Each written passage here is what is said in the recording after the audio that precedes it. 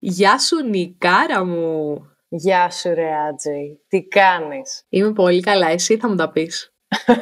Καλά κι εγώ, ξέρεις, καθημερινότητα. Όχι παιδιά, τέλεια.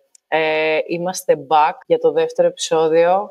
Νομίζω και οι δύο είμαστε πολύ χαρούμενες γι' αυτό. Και σήμερα θα μιλήσουμε για τις στιγμές που έχουμε νιώσει άβολα στο γυμναστήριο και ίσως την πρώτη φορά που μας συνέβη αυτό, το πώς το αντιμετωπίσαμε τότε και το πώς, ας πούμε, θα το αντιμετωπίζαμε τώρα. Ποια είναι η διαφορά. Ακριβώς. Πάμε να παίξουμε intro? Φύγαμε. Καλώς ήρθατε στη νούμερο 1 LGBTQ+ fitness κοινότητα στην Ελλάδα. Είμαστε η Άτζη Και η Νίκη. επαγγελματίες του fitness και της διατροφής και η αποστολή μας είναι ξεκάθαρη. Να βοηθήσουμε κάθε μέλος της κοινότητας να ανακαλύψει την καλύτερη, πιο δυνατή και αυθεντική εκδοχή του εαυτού του. Αυτό είναι το podcast όπου σπάμε τα στερεότυπα, γιορτάζουμε την διαφορετικότητα και εξερευνούμε όλα όσα ενώνουν τη φυσική κατάσταση με την κοινότητά μας. Εδώ δυναμώνουμε το σώμα, το μυαλό και την ψυχή.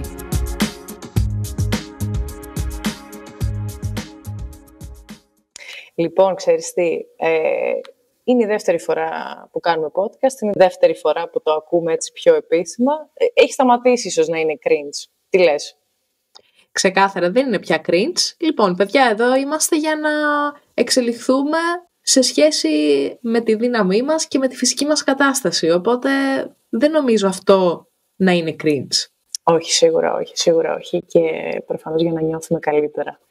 Οπότε, να ξεκινήσω, να ξεκινήσεις. Δεν με νοιάζει, παρακαλώ. Ξεκίνα εσύ. Γιατί ήταν πολύ πρόσφατο αυτό που συνέβη και πιστεύω θα έπρεπε να ξεκινήσεις εσύ. Τέλεια. Λοιπόν, αυτό είναι ένα θέμα που δεν το σκεφτήκαμε αφού μου συνέβη κάτι που θα σας περιγράψω τώρα. Το είχαμε σκεφτεί από πιο πριν, αλλά μας έδωσε την μπάσα για να κάνουμε αυτό το επεισόδιο λίγο πιο γρήγορα. Οπότε ενώ εγώ είχα σκοπό να σας μιλήσω για πράγματα του παρελθόντος, θα πάω κατευθείαν στο παρόν ή στο πολύ κοντινό παρελθόν και θα σας πω αυτό που μου συνέβη. Λοιπόν, εγώ πηγαίνω εδώ και 2 χρόνια στο ίδιο γυμναστήριο. Αυτό δεν μου είχε ξανασυμβεί, αλλά για να πω και την πραγματικότητα, δεν ήμουνα και τόσο ενεργή με τα social media. Θα σας εξηγήσω. Λοιπόν, είναι πρωί, έχω πάει στο γυμναστήριο, είναι η ώρα που σχεδόν κλείνουν το γυμναστήριο και βρίσκονται πάρα πολύ λίγα άτομα εκεί. Οπότε κάνω την προπόνησή μου, ήταν μια προπόνηση πλάτης και καθώς τελειώνω, ολοκληρώνω, αποφασίζω να βγάλω το τρίποδο, να βάλω το κινητό μου και να βγάλω βίντεο, ας πούμε, μία άσκηση που ήθελα να ανεβάσω στα social media. Είμαι λοιπόν εκεί πέρα, τραβάω το βίντεο και καθώς το τραβάω, είναι ένας τύπος, αρχίζει και μου λέει κάτι δικά του. Κάπως είχα ακούσει εγώ, ρε παιδί μου, μία συζήτηση που συζητούσαν, ας πούμε, περί ΤΕΦΑ, περί της Γυμναστικής Ακαδημίας κτλ. Και μου έκανε αυτός τώρα κάτι ερωτήσεις, ενώ με έβλεπε να βγάζω βίντεο. Μου έκανε κάτι ερωτήσεις. Μία παρένθεση. Δεν είναι ότι μόνο έβγαζε βίντεο. Έκανες και κάποια άσκηση. Δηλαδή, Ναι, όχι, έκανα άσκηση. Για ποιο λόγο έρχεται και σου μιλάει τη στιγμή που κάνεις άσκηση? Εγώ αυτό δεν μπορώ να το καταλάβω. Με συγχωρείς. Τέλος πάντων, πάμε παρακάτω. Δεν τους ενδιαφέρει καν, ρε εσύ, δεν τους ενδιαφέρει. Δεν υπάρχει αυτή η παιδεία, να το πω έτσι, αυτή η παιδεία που πρέπει να υπάρχει μέσα σε ένα γυμναστήριο, για παράδειγμα, μέσα σε ένα χώρο άθλησης. Δεν υπάρχει, παιδιά. Τέλος πάντων, κάνω εγώ την άσκησή μου, μου μιλάει αυτός. Κάποια στιγμή, ρε παιδί μου, του λέω, ρε φίλε, sorry, απλά τραβάω ένα βίντεο και επειδή με έχετε διακόψει αρκετές φορές, θα σου απαντήσω σε αυτό που με ρωτάς αμέσως αφού ολοκληρώσω. Με πολύ ωραίο τρόπο. Με κοιτάει αυτός και αρχίζει και λέει, παιδιά, δυνατά τώρα. Βέβαια, μου λέει, εσείς οι γυναίκες έτσι ξέρετε να βγάζετε λεφτά, με βίντεο. Συνεχίζω εγώ, κάνω την... και μου λέει κιόλας, μου λέει, εντάξει, μου λέει, συγγνώμη Ιωάννα, και εννοούσε την Τούνη. Και για όσους δεν ξέρετε, είναι μια πάρα πολύ γνωστή influencer, κυρίως του Instagram. Λέω, μάλιστα. Αφήνω λοιπόν, εγώ πετάω το βαράκι κάτω, νευριασμένη, αλλά λέω θα συγκρατηθώ. Ήταν, ξέρω εγώ, 3 τύποι και εγώ. Και του λέω, τι εννοείς ότι εμείς οι γυναίκες βγάζουμε έτσι τα λεφτά μας? Μου λέει αυτός με υφάκι, μου λέει, τι δουλειά κάνεις εσύ, μου λέει δηλαδή. Του λέω, ξέρω εγώ, είμαι γυμνάστρια. Τι εννοείς τι δουλειά κάνω, πού κολλάει αυτό, ας πούμε? Και μου κάνει, τι κάνεις? Μου λέει, κάνω personal training, κάνεις. Και τύπου μου το έλεγε σε υφάκι, τύπου τι κάνεις? Δείχνεις το όλο σου, ας πούμε, στον κόσμο και βγάζεις λεφτά. Και εγώ αρχίζω και το εξηγώ, ρε παιδί μου, με πολύ ψυχραιμία. Κοίταξε να σου λέω, ρε φίλε, αυτά τα βίντεο που βγάζω είναι μέρος της δουλειάς μου. Και μπλα μπλα μπλα και μπλα μπλα μπλα κτλ. Και είναι αυτός ο τύπος που έχει το γυμναστήριο. Αυτός τώρα ήταν το δεύτερο άτομο, ας πούμε. Και κάνει πλάκα με το τρίτο άτομο, αντί να, ρε παιδί μου, να με υποστηρίξει με κάποιο τρόπο. Δηλαδή δεν κατάλαβε καν το λάθος σε όλο αυτό. Και γυρνάει και κάνει πλακίτσα με τον άλλο τύπου. Άντε κι εσύ, Σπύρο, ξέρω εγώ, έλα αύριο με μαγιουδάκι. Δεν ξέρεις πόσο πολύ. Λοιπόν, όταν συμβαίνει κάτι παρόμοιο σε μένα, στις φίλες μου, στους φίλους μου, που συνήθως στους φίλους μου που είναι θηλυπρεπείς μπορεί να συμβεί κάτι τέτοιο, και γενικά όταν ακούω τέτοιες ιστορίες, από μέσα μου δυστυχώς χάνεται όλος ο πολιτισμός. Ναι. Δηλαδή και εγώ τώρα, ρε παιδί μου, προσπαθώ να το περιγράψω το γεγονός και τότε που είχε γίνει, παιδιά. Τύπου η Άτζη ήταν από τα πρώτα άτομα που έστειλα ηχητικό μήνυμα έξαλλη. Γιατί, ρε παιδί μου, έφυγα από εκεί και δεν ήξερα αν έπραξα σωστά, αν αντέδρασα σωστά.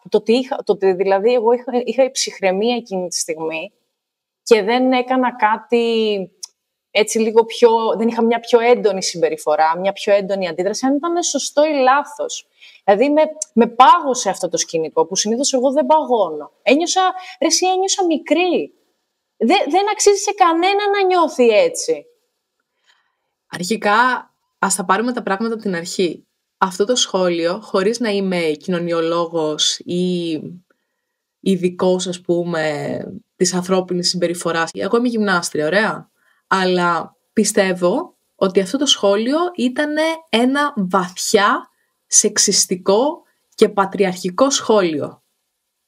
Δηλαδή του τύπου ότι είσαι γυναίκα,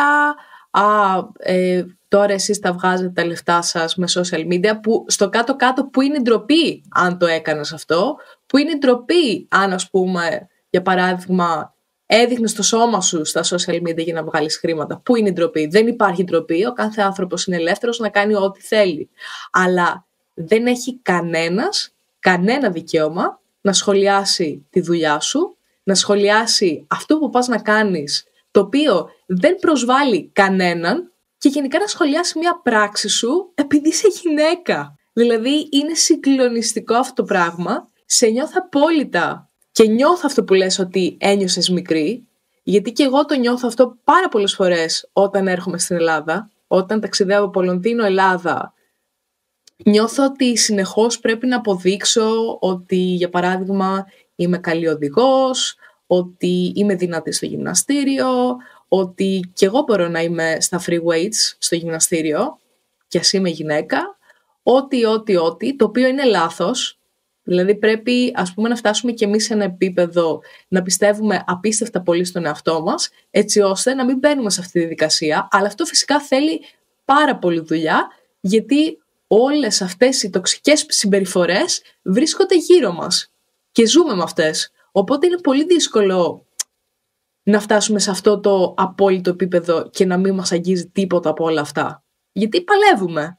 Παλεύουμε στο να βασικά, τι να πω, πραγματικά, δεν ξέρω. Σε καταλαβαίνω. Σκέψου τώρα που ήμουν εγώ σε αυτή την κατάσταση, ρε παιδί μου, και να σου πω κάτι, δεν βρίσκομαι πολύ συχνά σε τέτοιες καταστάσεις. Ρε παιδί μου, και σκέψου ότι ακόμα το σκέφτομαι. Αυτό τώρα μπορεί να έχει γίνει εδώ και 2 εβδομάδες, Ρεσιάτζη, μπορεί να είναι και 3 εβδομάδες, δεν θυμάμαι, αλλά μου έχει μείνει, δεν μου συμβαίνουν συχνά, δεν μου συμβαίνουν, ρε παιδί μου, τόσο συχνά. Τα βλέμματα, τα μπορεί ειρωνικά, τα μπορεί σεξιστικά, υπάρχουν. Το να γυρίσει όμως κάποιος και να νιώσει ότι έχει το δικαίωμα να σου πει κάτι τέτοιο, ρε παιδί μου, ρε αγόρι μου, ρε άνθρωπέ μου, τέλος πάντων. Ποιος σου έδωσε αυτό το δικαίωμα? Από πού το πήρες αυτό το δικαίωμα? Και πιστεύω αυτός ο συγκεκριμένος άνθρωπος που ξαναλέω δεν είμαι ειδικός, αλλά με το μικρό μου το μυαλό, με τις εμπειρίες που έχω όντας 33 χρονών, ξέρω εγώ, και έχω συναστραφεί με αρκετούς ανθρώπους στη ζωή μου. Πιστεύω ότι αυτός ο άνθρωπος έφαγε ένα μίνι άκυρο από σένα, ένα mini rejection, του τύπου δεν μπορώ τώρα να σου μιλήσω, κάνω την άσκησή μου και αυτή τη στιγμή διδοσκοπώ ένα βίντεο για τη δουλειά μου. Οπότε έφαγε ένα άκυρο και αυτό τον πόνεσε, αυτό τον ένιαξε, ότι τύπου εσύ θα μου δώσεις εμένα άκυρο, εγώ είμαι ο άντρας, εγώ κάνω κουμάντο. Δηλαδή πάει full το πατριαρχικό του τύπου ότι πρέπει να είσαι σιωπηλή, πρέπει να είσαι ταπεινή γιατί είσαι γυναίκα και ο άντρας πρέπει να έχει το πάνω χέρι και να τον ακούμε τον άντρα. Να σου πω κάτι. Και κάτι που δεν ξέρω αν το ανέφερα είναι ότι αυτός είναι γυμναστής. Ήταν γυμναστής. Ήταν το αντικειμένο, έτσι. Συγκλονιστικό. Δηλαδή δεν ξέρω... Συγκλονιστικό. Και κάπου εδώ επίσης να πω, δυστυχώς ή ευτυχώς, ότι όταν εγώ σπούδαζα στα ΤΕΦΑ Αθήνας, παιδιά οι περισσότεροι έτσι ήταν. Το έχω ζήσει πολύ έντονα. Έχω ζήσει τα βλέμματα, τα σχόλια, τα πάντα. Τα πρώτα χρόνια ειδικά. Τι να πω. Δεν είναι ότι μου έκανε τρομερή εντύπωση. Απλά είχε χρόνια να μου συμβεί. Και επίσης πιστεύω ότι αυτό το σχόλιο δεν θα γινόταν αν ήταν και άλλα άτομα μπροστά και δεν ήταν μόνο οι τρεις τους και εγώ μόνη μου. Δηλαδή πάτησε πάνω και σε αυτό, πιστεύω.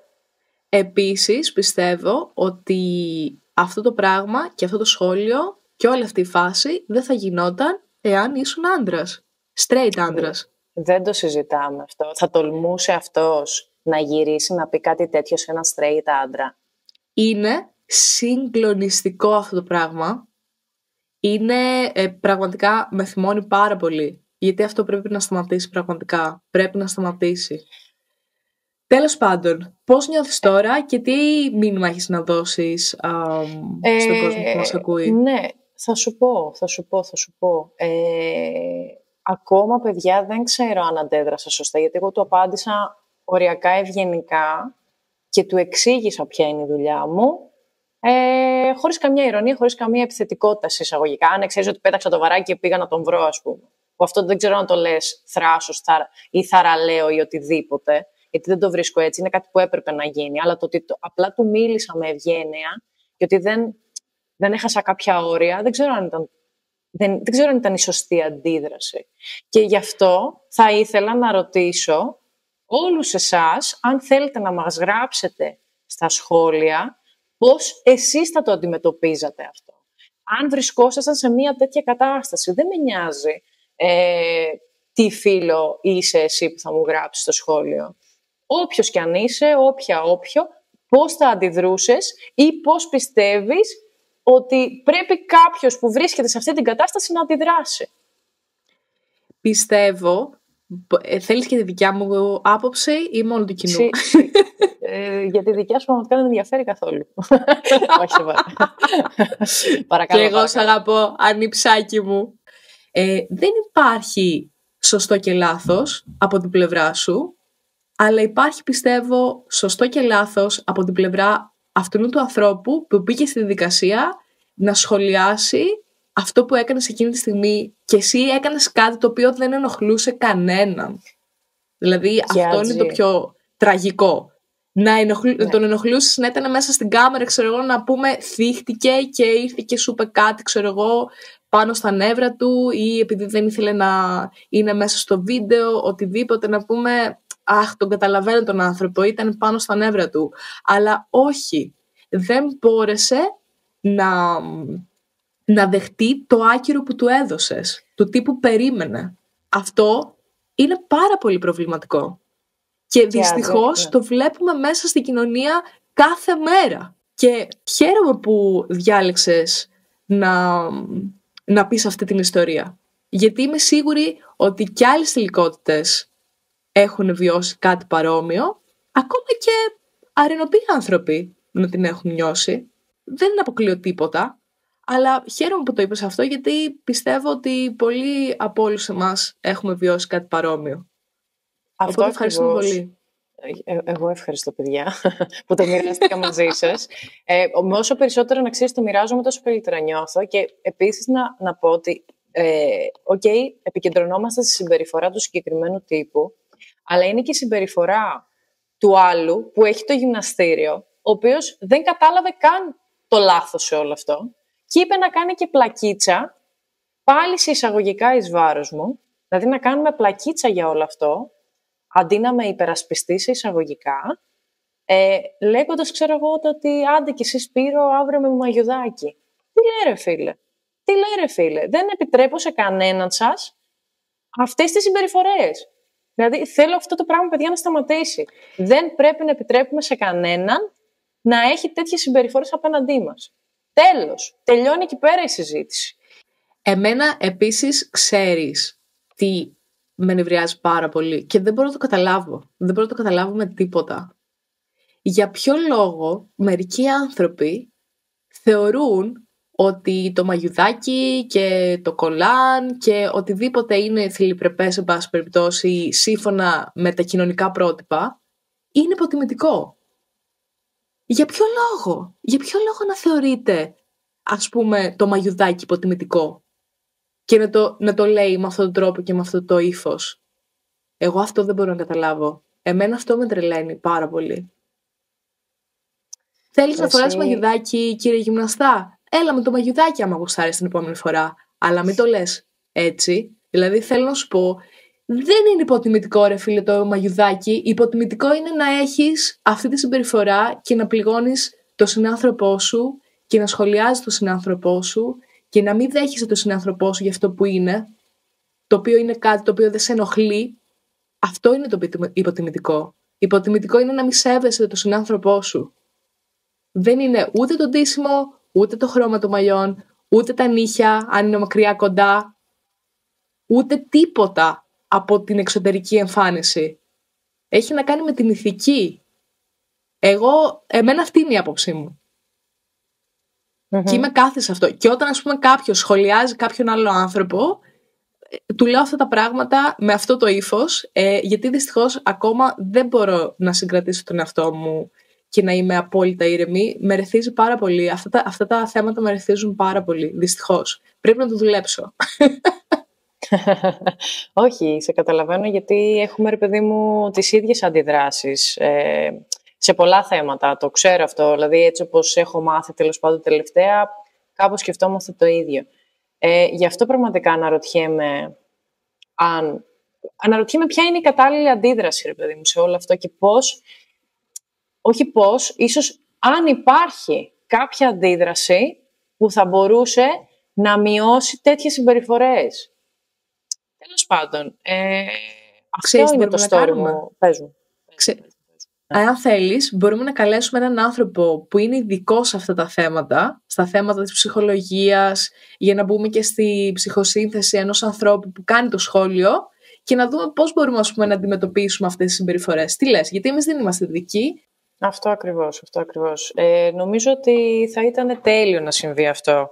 Οπότε, παιδιά, σε επόμενο επεισόδιο θα φέρουμε κάποιον ειδικό, ο οποίος θα μας απαντήσει σε τέτοια θέματα. Βασικά θα μας δώσει, ρε παιδί μου, γενικά κάποιες απαντήσεις. Όπως είπε και η Άτζη, εμείς απλά αναλύουμε εμπειρίες μας, αναφέρουμε εμπειρίες μας και τις μοιραζόμαστε μαζί σας. Αυτός είναι ο σκοπός του συγκεκριμένου podcast. Οπότε ναι, σίγουρα θα βοηθούσε κάτι τέτοιο και ανυπομονώ να κάνουμε κάτι τέτοιο. Ναι, και εγώ πάρα πολύ. Και γενικά θα θέλαμε να σας πούμε ότι εγώ συγκεκριμένα πολλές φορές χρησιμοποιώ όρους τύπου πατριαρχία, σεξισμός και τέτοια. Δεν είμαι ειδικός. Εάν κάνω κάποιο λάθος, είμαι ανοιχτή να μου στείλετε μήνυμα στο Instagram και να με διορθώσετε, έτσι. Δηλαδή, εγώ απλά μιλάω σαν να μιλάω στην Ικάρα, που στην Ικάρα μιλάω λοιπόν. Παιδιά, κράξτε ελεύθερα. Οπότε, ναι. Κράξτε ελεύθερα. Και διορθώστε μας, παιδιά, γιατί εμείς έχουμε growth mindset. Γουστάρουμε να μας διορθώνετε, το γουστάρουμε αυτό το πράγμα, γιατί γνωρίζουμε ότι είναι κάποια πράγματα τα οποία εμείς δεν τα ξέρουμε πολύ καλά και αν εσείς τα ξέρετε καλύτερα, είμαστε εδώ να μας διδάξετε. Έτσι ακριβώς, έτσι ακριβώς. Εμείς θα σας μάθουμε άλλα κόλπα, εσείς άλλα. Τέλος πάντων. Λοιπόν. Ξέρεις τι, εγώ μίλησα πολύ ρε φίλη. Ήρθε η ώρα να μιλήσεις για τις δικές σου στιγμές που έχεις νιώσει άβολα και πώς τις αντιμετώπισες. Λοιπόν, θα σας πω κι εγώ τη δική μου ιστορία. Όταν αποφάσισα να πάω να γραφτώ στο γυμναστήριο στο Λύκειο, ένας πολύ δικός μου άνθρωπος μου είχε πει, τώρα που θα πάω στο γυμναστήριο, θα πας και θα πεις στη γυμνάστρια ότι κοίταξε να δεις, θέλω ένα πρόγραμμα, αλλά πρόσεξε γιατί δεν θέλω να ανοίξουν οι πλάτες μου. Οπότε αυτό το πρόγραμμα να είναι απλά για fitness και υγεία. Έλα όμως που εγώ, Νικάρα μου, ήθελα να πάω στο γυμναστήριο γιατί ήθελα να γίνω ντουλάπα. Να γίνεις ντουλάπα. Ντουλάπα ήσουν ήδη ρε Άτζη. Τι παραπάνω να γίνεις. Δεν ήμουν ήδη ντουλάπα. Εν πάση περιπτώσει. Εγώ σε θυμάμαι. Όχι, εγώ σε θυμάμαι. Ήσουν πάντα. Πού με θυμάσαι, παιδί μου. Εσύ ήσουν 5 χρονών όταν εγώ ερχόμουν σπίτι. Στο σπίτι. Δεν έχουνε μνήμες τα 5χρονα, νομίζεις. Αχ, βρε Νικάρα μου, σε ευχαριστώ πάρα πολύ για αυτά τα τέλεια λόγια που λες. Συνεχίζουμε.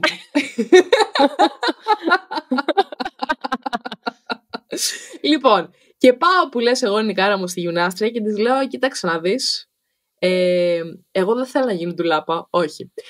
Πήγα και της είπα, λοιπόν, θέλω ένα πρόγραμμα, αλλά δεν θέλω να ανοίξουν οι πλάτες μου. Και εκείνη τη στιγμή που το έλεγα αυτό το πράγμα, ήταν λες και μου καρφώνανε ένα μαχαίρι στην καρδιά. Γιατί έλεγα ψέματα. Έλεγα κάτι το οποίο δεν είμαι εγώ. Εγώ ήθελα εκεί να πάω και να γίνω πολύ δυνατή. Να χτίσω μοίρε, παιδί μου, κατάλαβες. Λοιπόν, και με κοιτάει η γυμνάστρα καλά-καλά, σαν να της λέω, ξέρω εγώ, λοιπόν, εγώ αύριο θα πάω διακοπές στο φεγγάρι, τύπου έτσι. Και μου λέει, δεν χτίζονται οι πλάτες έτσι εύκολα και δεν θα χτίσεις, δεν θα ανοίξουν οι πλάτες σου, μην αγχώνεσαι. Και λέω εγώ, κρίμα, λέω από μέσα. Ήθελες εσύ να γίνεις ντουλάπα, Ήθελα να γίνω ντουλάπα. Τέλος πάντων. Κι εγώ σαν παιδάκι που ονειρευόμουν. Εν πάση περιπτώσει. Και αυτή η εμπειρία λοιπόν, τι συνέβη, ποιο ήταν το μετά. Εγώ ξεκίνησα να γυμνάζομαι, αγχωνόμουν ότι ξέρω εγώ, μη σηκώνω πολλά κιλά για να μην γίνω, ξέρω εγώ, μην ανοίξουν οι πλάτες μου και δεν με αποδεχτεί ο κοινωνικός μου περίγυρος και τέτοια, αλλά σιγά σιγά, μήνα με το μήνα, χρόνο με το χρόνο, όλα αυτά έφυγαν από το μυαλό μου. Όλα αυτά τα στερεότυπα.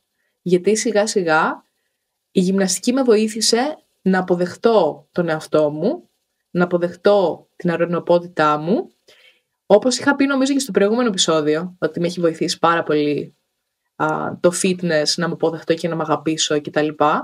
Οπότε σιγά σιγά όλα αυτά τα στερεότυπα έφευγαν από το εφηβικό μου κεφάλι και τώρα είμαι ένας ενήλικας που κάθε φορά που λαμβάνω ένα σχόλιο του τύπου σταμάτα να σηκώνεις βάρη γιατί ας πούμε έχεις χτίσει πολύ μικρή μάζα και δεν είναι ωραίο, για παράδειγμα, αυτό που απαντάω είναι ότι επειδή είμαι γυναίκα το λες αυτό.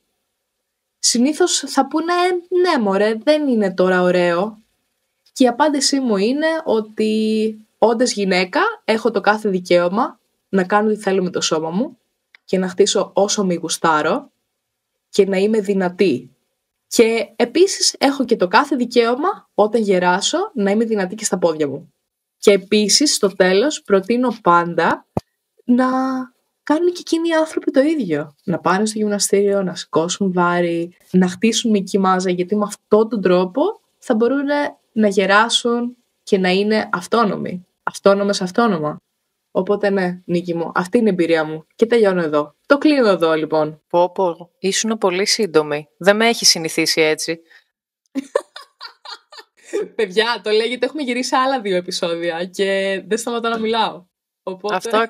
Αυτό ακριβώς. Δηλαδή, παιδιά, σήμερα είναι λες και κάτι, δεν ξέρω, είσαι άρρωστη.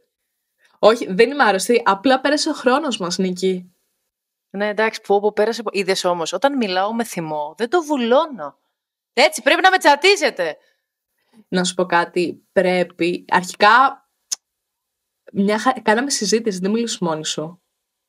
Δηλαδή, Σωστά, δεν σωστά. θέλω Εντάξει. να νιώθεις ότι το πήρες, ξέρω εγώ, 20 λεπτά και τέτοια. Κάναμε συζήτηση, η οποία έπρεπε να γίνει, γιατί αρχικά πιστεύω ότι αυτό που είπα και πριν, πολλοί άνθρωποι θα έχουν νιώσει κάτι παρόμοιο και είναι ωραίο να δείχνουμε στον κόσμο ότι δεν είναι μόνοι τους εκεί έξω, ότι είμαστε κι εμείς εδώ και έχουμε παρόμοια βιώματα και μπορούμε όλοι σαν μια ομάδα να δίνουμε αγάπη ο ένας στον άλλον και να προχωράμε μαζί και να μαθαίνουμε πράγματα για τον εαυτό μας και για την ανθρώπινη συμπεριφορά. Και είπαμε, αυτό θα το κάνουμε με ειδικούς. Θα μας βοηθήσουν οι ειδικοί για να καταφέρουμε να το κάνουμε αυτό στο μέλλον και να πορευόμαστε μέσα σε αυτό το ταξίδι, Νίκη, που λέγεται ζωή. Τι... Παιδιά, σήμερα η Άτζη είναι άλλος άνθρωπος. Δεν ξέρω τι της έχει συμβεί. Κάνει εκεί πέρα, μου έχει πει με έναν μέντορα κάτι πράγματα. Ποιος ξέρει. Εσύ είσαι ο μέντορας μου. Να, φτιάξε με. Πες μου κι άλλα. Τέλος πάντων, παιδιά, απλά να ξέρετε ότι αυτά που αισθάνεστε κάποιες φορές, τον φόβο, την ανασφάλεια, το ότι κάποιος θα γυρίσει να σας πει κάτι, έχει συμβεί σε πολλά άτομα, ρε παιδί μου. Δεν είσαι μόνος σου, μόνο. Δεν είσαι. Και όσοι περισσότεροι γινόμαστε, αυτό το πράγμα θα μπορέσουμε να το αλλάξουμε. Εγώ πιστεύω πολύ στην αλλαγή, παιδιά. Πιστεύω πάρα πολύ στην αλλαγή. Και εγώ πιστεύω στην αλλαγή, παιδιά. Και παιδιά, η ζωή είναι τόσο μικρή για να ασχολούμαστε με τέτοιους πλάκες. Σίγουρα, αλλά επίσης η ζωή είναι τόσο μικρή, ρε φίλε, και να τους το επιτρέπουμε να το κάνουν. Τέλος πάντων. Συμφωνώ. Τώρα θα ξεφύγω. Έχω νεύρα τώρα, Άτζη, έχω τρελαθεί. Μα είναι απόλυτα φυσιολογικό που έχεις νεύρα. Ναι, γιατί κάποιος σε πρόσβαλε, φίλα. Λοιπόν, παιδιά, αυτή ήταν η εμπειρία μου. Αυτή ήταν η εμπειρία της Άτζη. Θα θέλαμε πάρα πολύ να ακούσουμε τη γνώμη σας για το συμβάν και για τα δύο, ρε παιδί μου, και για το δικό μου το συμβάν και για την ιστορία της Άτζη και πώς εσείς, ας πούμε, τι διαφορετικό θα κάνατε ή αν συμφωνείτε ή αν διαφωνείτε με όλο αυτό. Αυτά από μένα. Άτζη. Αυτά από μας, παιδιά. Σας αγαπάμε πάρα πολύ. Σας ευχαριστούμε που μας ακούσατε και τα λέμε στο επόμενο επεισόδιο. Καλησπέρα σας, καλημέρα σας και καλή βραδιά. Bye bye.